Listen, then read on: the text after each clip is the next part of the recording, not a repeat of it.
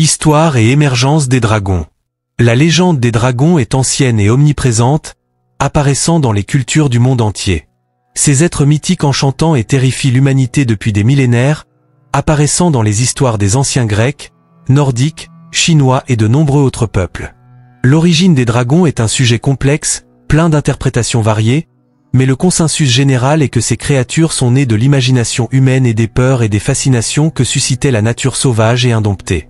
Dans la Grèce antique, les dragons, drachnes en grec. Ils étaient souvent représentés comme de grands serpents gardiens. La plus célèbre de ces histoires est celle de l'Adao, le dragon qui gardait les pommes d'or dans le jardin des Hespérides. Hercule, lors de son 11e travail, dut vaincre l'Adam pour obtenir les pommes, un exploit qui met en évidence l'association des dragons avec des trésors et des défis presque insurmontables. Au Moyen-Orient, les dragons apparaissent dans des textes anciens comme l'Enuma Elish, l'épopée de création babylonienne, où la déesse dragon Tiamat représente le chaos primordial. Leur défaite face au dieu Marduk symbolise la victoire de l'ordre sur le chaos, un récit qui résonne dans de nombreuses autres cultures en Europe au Moyen Âge. Les dragons sont devenus des figures centrales des récits de chevaliers et de saints. La légende de Saint Georges, qui vainquit un dragon pour sauver une princesse et un village, est devenue l'une des histoires les plus emblématiques de l'époque médiévale. Ce récit renforçait non seulement l'image du dragon en tant qu'ennemi redoutable, mais aussi en tant que symbole du mal à vaincre par le courage. Origine des légendes. Les légendes des dragons en Europe sont riches et variées, profondément enracinées dans les traditions mythologiques et folkloriques de diverses régions. Ces histoires non seulement divertissaient, mais servaient également à transmettre des valeurs culturelles et morales, en plus d'expliquer des phénomènes naturels qui étaient, à l'époque, inexplicables. Dans la Grèce antique, en plus de l'Adao, on trouve d'autres dragons dans des mythes comme celui de Cadmu et le dragon d'Arès. Cadmu, fondateur de Thèbes, dut tuer un dragon qui gardait une source sacrée, et suivant les instructions de la déesse Athéna, planta les dents du dragon, qui se transformèrent en guerriers. Ce mythe illustre la fertilité de la terre et la lutte permanente entre les humains et les forces sauvages de la nature.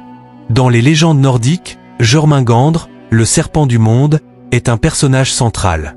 Cet énorme serpent de mer, qui fait le tour de Midgard, la terre, est destiné à affronter Thor lors du Ragnarok, la fin du monde dans la mythologie nordique. Jormungandr représente un danger et un chaos imminent, montrant la dualité de la nature en tant que force créatrice et destructrice. Au Moyen Âge, les dragons européens ont acquis une place importante dans la littérature et les histoires de chevaliers. La légende de Saint Georges, par exemple, est devenue un paradigme de la lutte entre le bien et le mal. Le dragon, qui terrorisait une ville et exigeait des sacrifices humains, fut finalement vaincu par le saint, qui représentait la foi chrétienne triomphant des forces du mal. Cette histoire, en plus de promouvoir la moralité chrétienne, renforçait l'idée que le courage et la vertu pouvaient vaincre n'importe quelle adversité. Une autre légende célèbre est celle du dragon de Cracovie, en Pologne. Selon la tradition, le dragon habitait une grotte sous le château de Wawel et exigeait des sacrifices réguliers de la part des habitants locaux. Finalement, un jeune cordonnier nommé Scuba a utilisé son intelligence pour inciter le dragon à manger un mouton farci de soufre. En buvant l'eau de la Vistule pour éteindre le feu qu'il habitait, le dragon finit par exploser, libérant la ville de ses tourments. Ces légendes européennes des dragons ne sont pas seulement des histoires d'aventure et d'héroïsme, mais aussi le reflet des peurs et des espoirs des sociétés qui les ont créées.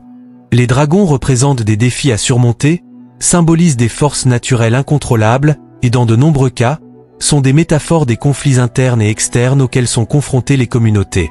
Habitat du dragon. Dans la mythologie européenne, les habitats des dragons sont souvent décrits comme des lieux isolés et inaccessibles. Ces créatures habitaient des lieux évoquant le mystère et le danger, renforçant le sentiment qu'elles étaient les gardiennes d'anciens secrets et de trésors cachés. Les grottes sont peut-être l'habitat le plus commun associé aux dragons européens. Ces grottes, souvent situées dans des montagnes isolées ou des falaises abruptes, étaient considérées comme idéales pour cacher des trésors et offrir un refuge à ces gigantesques créatures. La grotte offrait non seulement une protection physique, mais symbolisait également le ventre de la terre, un lieu de pouvoir et de mystère primordial. Le dragon de Cracovie, par exemple, vivait dans une grotte sous le château de Wawel, un lieu alliant inaccessibilité et proximité de la civilisation. Les montagnes étaient également des habitats courants pour les dragons. L'altitude et la difficulté d'accès en faisaient des lieux parfaits pour ces créatures imposantes. Dans les montagnes, les dragons pouvaient surveiller de vastes zones et contrôler de vastes territoires, symbolisant leur domination et leur pouvoir. Les légendes nordiques décrivent souvent des dragons habitant des montagnes glacées et des sommets isolés, des endroits que peu d'humains oseraient explorer. Les ruines abandonnées et les sites antiques étaient également des décors fréquents dans les histoires de dragons. Ces lieux évoquaient un sentiment d'histoire et de décadence, suggérant que les dragons étaient des êtres anciens qui avaient survécu au siècle passé. En associant les dragons aux ruines, les légendes créaient un lien entre les créatures et le passage du temps, renforçant l'idée que les dragons étaient les gardiens d'anciens secrets et de la sagesse ancienne. En plus des habitats physiques, l'emplacement des dragons avait souvent une signification symbolique. Les grottes, les montagnes et les ruines représentaient les frontières entre le monde civilisé et le monde sauvage, entre le connu et l'inconnu. En plaçant des dragons dans ces lieux, les légendes mettaient en évidence la dualité entre la sécurité de la société humaine et les dangers d'une nature sauvage. Le choix de ces habitats reflétait également la perception selon laquelle les dragons étaient des êtres agissant en dehors des normes sociales et naturelles. Ils étaient intrinsèquement liés au chaos et au désordre, habitant des lieux qui échappaient au contrôle humain et représentaient les limites du monde connu. En affrontant un dragon dans son habitat, les héros de légende combattaient non seulement une créature physique, mais aussi les peurs et les défis symbolisés par ces environnements inhospitaliers. Apparition des dragons. L'apparition des dragons européens est l'une des caractéristiques les plus emblématiques et les plus cohérentes des légendes et des mythologies. Ils sont souvent représentés comme d'énormes reptiles, avec un ensemble de caractéristiques qui les rendent immédiatement reconnaissables et impressionnants. Les dragons étaient généralement représentés avec des écailles dures et brillantes dont la couleur pouvait varier, mais apparaissaient souvent dans des tons de vert, de noir ou de rouge. Ces écailles offraient non seulement une protection physique contre les attaques, mais symbolisaient également la résistance et l'impénétrabilité de ces créatures.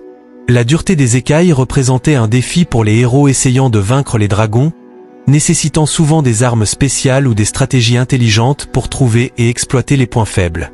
Les ailes de chauve-souris étaient une autre caractéristique distinctive des dragons. Ces ailes permettaient aux dragons de voler sur de grandes distances, ajoutant une dimension de terreur à leur pouvoir. Le vol des dragons symbolisait non seulement leur liberté et leur domination sur la terre, mais élargissait également leur portée en tant que prédateurs et gardiens. La vue d'un dragon volant dans le ciel inspirait la peur et la crainte, renforçant l'idée qu'il s'agissait de créatures au pouvoir absolu. Les longues queues musclées des dragons étaient décrites comme des armes puissantes, capables de détruire des arbres, des maisons et même des villages entiers avec une seule queue.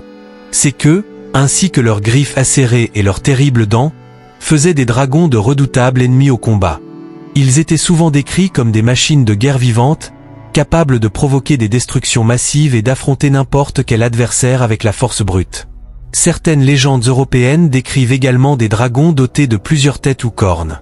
Les multiples têtes, en particulier, ajoutaient une couche de complexité et de danger, car chaque tête pouvait fonctionner indépendamment, rendant la créature encore plus difficile à vaincre. Dans la mythologie grecque, l'hydre de Lerne, bien qu'elle ne soit pas exactement un dragon au sens classique, partage de nombreuses caractéristiques draconiques, telles que plusieurs têtes qui se régénèrent, augmentant la difficulté de la vaincre. Les cornes, par contre, donnaient encore plus aux dragons. Parents terrifiant. Non seulement ils augmentaient la menace physique, mais ils ajoutaient également un élément démoniaque ou bestial, intensifiant la peur inspirée par ces créatures. Dans certaines légendes, les cornes étaient considérées comme des symboles de pouvoir et de domination, représentant la force brute et la sauvagerie indomptable des dragons. En plus de ces traits physiques, les dragons étaient souvent représentés avec des yeux brillants et perçants qui pouvaient hypnotiser ou paralyser leur proie.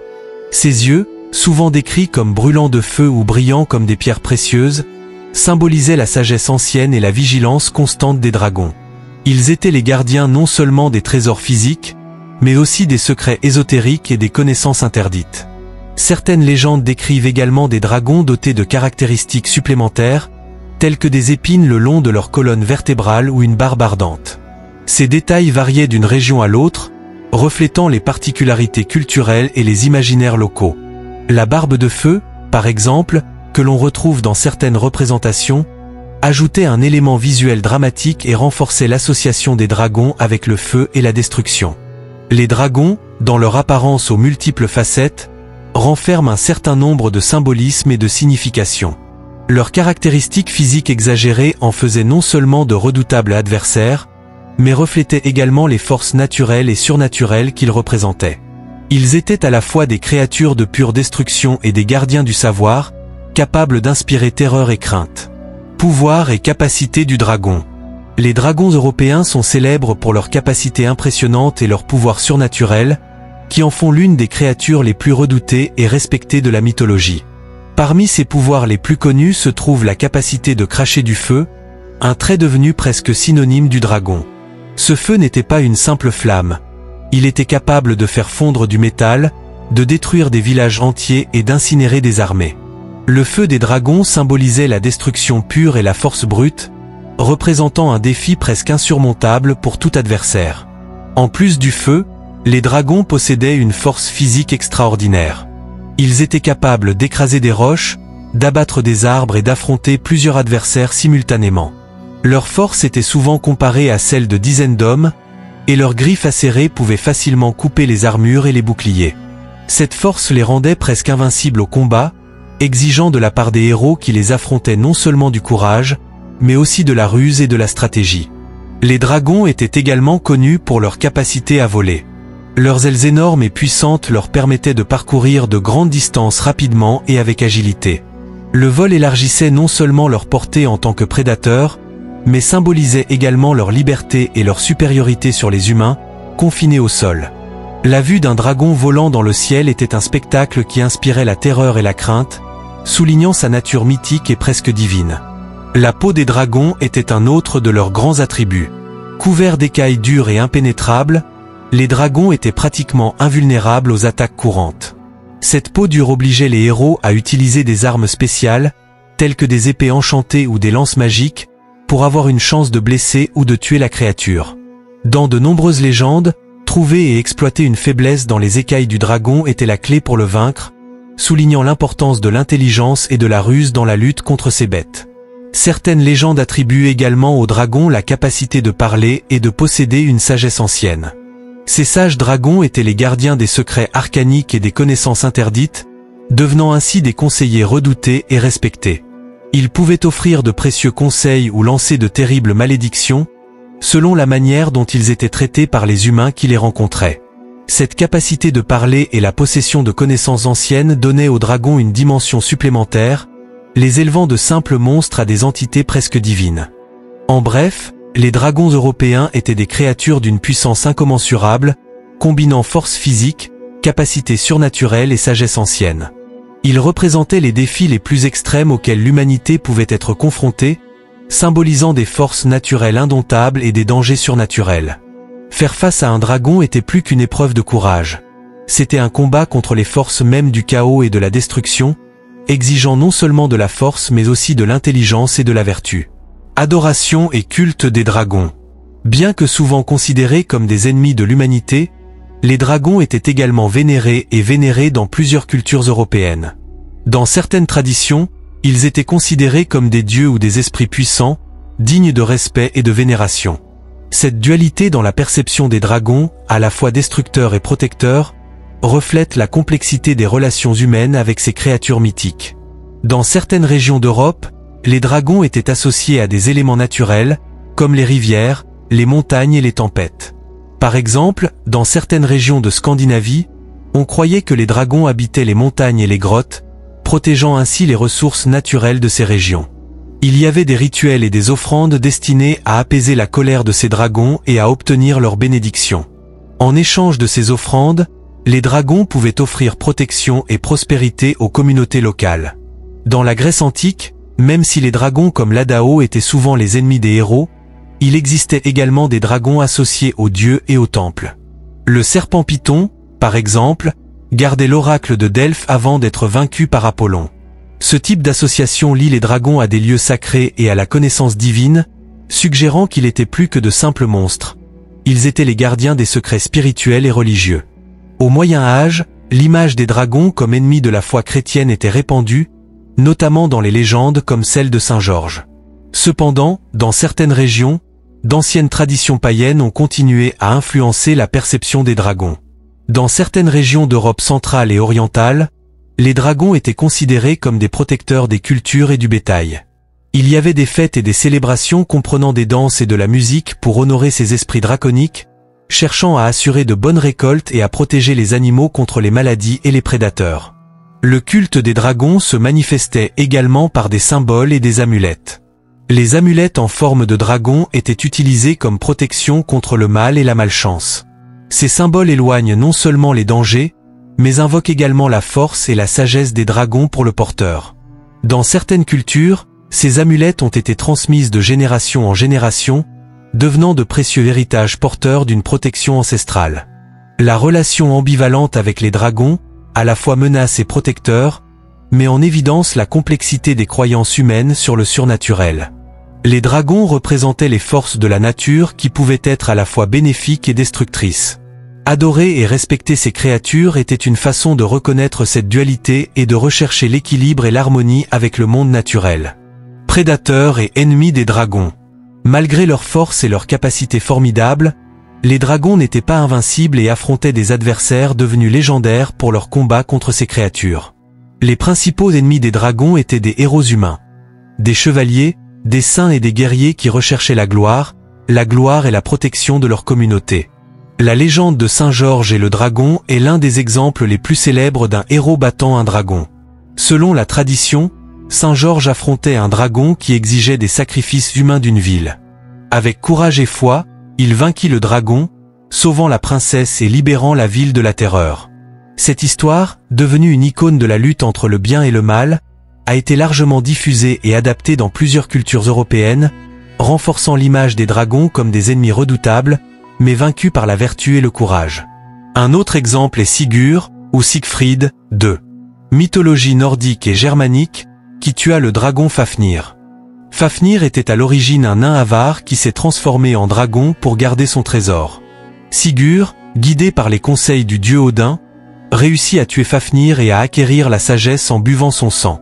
Cette légende met non seulement en valeur la force et le courage de Sigurd, mais aussi l'importance de la sagesse et du savoir dans la lutte contre les forces du mal. Outre les héros humains, certaines légendes parlent d'autres êtres surnaturels comme ennemis des dragons. Dans la mythologie nordique, Thor, le dieu du tonnerre, est destiné à affronter Jormungandr lors du Ragnarok, l'apocalypse nordique. Thor et Jormungandr, le serpent du monde, sont destinés à s'entre-détruire dans une bataille épique. Ce récit symbolise la confrontation finale entre les forces de l'ordre, représentées par Thor, et du chaos, représenté par Jormungandr, soulignant l'inévitabilité du conflit et l'interdépendance de ces forces dans la cosmologie nordique. En plus de Thor, d'autres dieux et êtres mythologiques également. Affronter des dragons. Dans la mythologie grecque, Hercule devait affronter Ladon, le dragon gardien des pommes d'or du jardin des Hespérides. Hercule a utilisé sa force surhumaine et sa ruse pour vaincre Ladon dans le cadre de ses 12 travaux. Cette histoire met en lumière l'héroïsme et la capacité des humains à surmonter des défis apparemment insurmontables grâce à une combinaison de force, de courage et d'intelligence. Crocs de dragon. Les dragons étaient connus pour leur alimentation vorace et variée, ce qui en faisait une menace constante pour les communautés proches de leur tanière. Leur proie comprenait du bétail, des moutons, et selon certaines légendes, des humains. Le régime alimentaire des dragons reflétait leur nature prédatrice et leur besoin de maintenir leur immense taille et leur puissance. Le bétail et les moutons étaient les proies les plus courantes des dragons dans les légendes européennes. Ces créatures attaquaient les troupeaux la nuit, prenant des animaux entiers d'un coup. Pour les communautés agraires, la perte de bétail et de moutons représentait une menace importante pour leur survie économique, intensifiant la peur et l'animosité envers les dragons. Les attaques contre le bétail étaient souvent le catalyseur de l'invocation de héros ou de chevaliers pour affronter la créature, promettant de libérer le village de ses tourments. Dans certaines histoires, les dragons ne se limitaient pas aux proies animales. Ils se nourrissaient également d'humains, notamment de vierges, qui étaient offerts en sacrifice pour apaiser la fureur de la créature. La légende de Saint Georges, par exemple, implique le sacrifice d'une princesse à un dragon qui exigeait un tribut humain. La pratique consistant à offrir des sacrifices humains aux dragons, bien que rarement pratiquée dans la réalité, symbolisait le désespoir des communautés et l'étendue du pouvoir et de la terreur des dragons. En plus de leur fin physique, les dragons étaient également considérés comme des prédateurs des âmes et des esprits. Dans certaines légendes, on croyait que les dragons pouvaient capturer et consommer l'essence vitale de leurs victimes, augmentant ainsi leur puissance et leur longévité. Cette idée a renforcé la vision des dragons comme des êtres surnaturels et presque démoniaques, capables de menacer à la fois le corps et le corps. Ragnarok, l'apocalypse de la mythologie nordique. Cette bataille finale entre Thor et le serpent du monde symbolise l'affrontement entre les forces de l'ordre et le chaos. Thor, avec son marteau Mjolnir, représente la force et la protection des dieux, tandis que Jormungandr incarne une menace et une destruction imminente. Cette confrontation épique est l'un des moments culminants de la mythologie nordique, soulignant l'importance des dieux dans le maintien de l'équilibre du cosmos.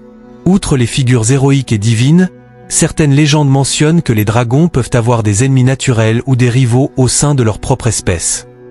Dans certaines histoires, les dragons sont décrits comme territoriaux et agressifs les uns envers les autres, luttant pour la domination des zones riches en ressources ou pour la suprématie. Ces batailles entre dragons, bien que rarement détaillées dans les légendes, suggèrent que même ces créatures puissantes ont leur propre hiérarchie et que les conflits internes des dragons ne se limitent pas aux seuls êtres mythologiques ou héroïques. Dans certaines légendes médiévales, les magiciens et les sorciers sont décrits comme des adversaires des dragons, utilisant une magie et des enchantements puissants pour maîtriser ou contrôler ces créatures. La bataille entre la magie humaine et le pouvoir draconique ajoute une couche de complexité aux histoires, explorant les limites de la connaissance et du pouvoir. Crocs de Dragon. Les dragons, en tant que prédateurs voraces, avaient un régime alimentaire qui reflétait leur position au sommet de la chaîne alimentaire. Les légendes européennes décrivent souvent des dragons chassant le bétail, les moutons et autres animaux domestiques, terrorisant les communautés rurales et provoquant la destruction des propriétés. Ce comportement prédateur mettait en évidence la menace constante que les dragons représentaient pour les moyens de subsistance des humains, ajoutant de l'urgence et de la gravité aux missions des héros cherchant à les vaincre. En plus des animaux domestiques, certaines histoires mentionnent que les dragons se nourrissaient d'humains. Ces récits exacerbaient l'horreur et la peur associées aux dragons, les décrivant comme des monstres insatiables qui ne reculeraient devant rien pour satisfaire leurs fins. Les victimes humaines étaient souvent choisies comme sacrifices, offertes par les villageois désespérés d'apaiser la colère des dragons et de protéger leur communauté. Dans certaines légendes, les dragons sont également décrits comme des chasseurs de créatures magiques et d'autres êtres surnaturels. Par exemple, dans la mythologie arthurienne, les dragons sont des ennemis naturels des griffons et autres créatures mythiques. Ces affrontements entre différents êtres légendaires ont élargi la portée des histoires, créant un monde riche et interconnecté de mythes et de légendes. Le régime alimentaire des dragons ne se limitait pas à la viande. Certaines légendes mentionnent que les dragons se nourrissaient également de minéraux et de métaux précieux, absorbant la résistance et la durabilité de ces matériaux. Cette caractéristique renforçait l'association des dragons avec les trésors et les richesses, symbolisant leur cupidité et leur pouvoir. L'image d'un dragon gardant un trésor d'or et de bijoux, en consommant occasionnellement des parties, est l'une des représentations les plus durables de la mythologie européenne. Vulnérabilité et mort des dragons. Malgré leur force et leur invulnérabilité apparente, les dragons avaient des faiblesses qui pouvaient être exploitées par ceux qui étaient assez courageux et intelligents pour les affronter. De nombreuses légendes médiévales décrivent des chevaliers utilisant des armes enchantées ou des stratégies astucieuses pour trouver et attaquer les points faibles des dragons. L'une des stratégies les plus courantes consistait à rechercher une écaille lâche ou un point vulnérable dans l'armure naturelle du dragon. Dans la légende de Sigurd et Fafnir, Sigurd se cache dans un trou et poignarde le dragon dans le ventre, la seule partie non recouverte d'écailles dures. Cette tactique consistant à trouver et exploiter une faiblesse spécifique met en évidence l'importance de l'intelligence et de l'observation dans le combat contre un dragon. En plus des faiblesses physiques, certaines histoires mentionnent que les dragons pourraient être empoisonnés. Empoisonner un dragon exigeait beaucoup d'habileté et de courage, car cela impliquait souvent de préparer un appât qui attirerait la créature, puis d'administrer efficacement le poison. Dans la légende du dragon de Cracovie, le jeune cordonnier Scuba remplit un mouton de soufre, ce qui fait exploser le dragon lorsqu'il essaie de boire de l'eau pour éteindre le feu qui l'habite. Cette histoire illustre l'importance de la ruse et de l'utilisation de la ruse dans la lutte contre ces redoutables créatures. Une autre approche pour vaincre les dragons impliquait l'utilisation de la magie et des enchantements. Les magiciens et les sorciers, grâce à leurs connaissances arcaniques, pouvaient lancer des sorts pour affaiblir ou maîtriser les dragons. Ces histoires montrent que le combat contre les dragons ne se limitait pas à la force brute, mais incluait également l'utilisation de la sagesse et des capacités surnaturelles. La mort des dragons symbolisait souvent le rétablissement de l'ordre et de la paix dans les communautés affectées. Les héros tueurs de dragons étaient célébrés et honorés, recevant souvent des récompenses et une reconnaissance éternelle. La défaite du dragon n'était pas seulement une victoire physique, mais aussi un triomphe moral et spirituel, réaffirmant les valeurs de courage, d'intelligence et de vertu. En bref, les dragons européens, avec leurs capacités et leurs pouvoirs impressionnants, posaient de formidables défis qui exigeaient le meilleur des héros et des communautés qui leur faisaient face. Leur légende continue de fasciner et d'inspirer, symbolisant la lutte éternelle entre le bien et le mal, l'ordre et le chaos, le courage et la destruction. Le mythe des dragons perdure, reflétant les peurs, les espoirs et les aspirations humaines dans des histoires qui résonnent à travers les siècles. Si vous avez aimé cette vidéo sur l'histoire fascinante et la mythologie des dragons, n'oubliez pas de vous abonner à notre chaîne et de laisser un like. Votre soutien est très important pour nous afin de continuer à vous proposer un contenu plus intéressant et informatif. Merci d'avoir regardé.